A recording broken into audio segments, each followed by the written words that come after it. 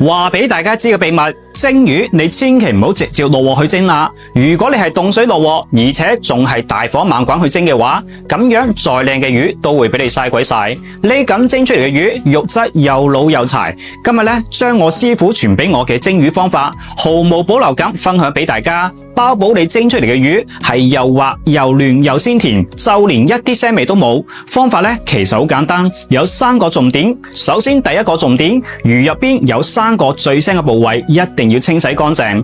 第一，要用刀刮乾淨條魚表面嘅黏液。第二，魚肚入邊嘅黑膜、魚骨周邊嘅貼骨血，記得要清除乾淨。第三，魚頭後部嘅腥骨一定要掉走佢。咁第二個重點，記得唔好用鹽或者料酒去醃魚，因為用鹽會令到魚肉變柴，用料酒會遮住魚肉本身嘅鮮味。我哋可以喺薑蔥水入邊倒少少白醋，將魚放落去浸翻佢10分鐘，呢咁可以去腥浸香，同時蒸出嚟嘅魚更加之好睇。最後第3個重點，記得喺條魚上邊掃一層花生油鎖住水分，跟住等水滾之後上鑊蒸，全程大火蒸佢7到9分鐘就大功告成啦。咁樣蒸出嚟嘅魚鮮嫩多汁，好睇又好食，你學識咗未？另外，今日仲有個秘密要話俾大家知嘅，呢個係我認為牛肉最簡單又最好食嘅做法，只要識煲滾水就可以搞得掂。湯呢，仲可以用佢嚟煮個牛肉麵。各位街坊請注意，煲牛羊肉，如果你仲喺度亂放食材，咁樣再靚嘅牛羊肉都會俾你糟蹋晒。今日呢，你只需要記住我呢個口訣，等你輕鬆整出鮮美濃郁、軟爛有味嘅蘿蔔燜牛肉。咁煲牛肉到底係先飛水啊，定係直接落鑊煲呢？喺呢度將我鋪頭10幾年經驗總結成一套燜肉嘅口訣，免費咁分享俾大家。等你學識咗之後，無論係煲啲咩肉，都係湯鮮味美、軟爛入味。記得點個免費嘅小紅心收藏起嚟，翻到屋企慢慢再嚟學。首先將切好嘅牛肉凍水落鑊，加入高度白酒去下腥，煮到有血水出嚟之後，撈起用熱水清洗一下。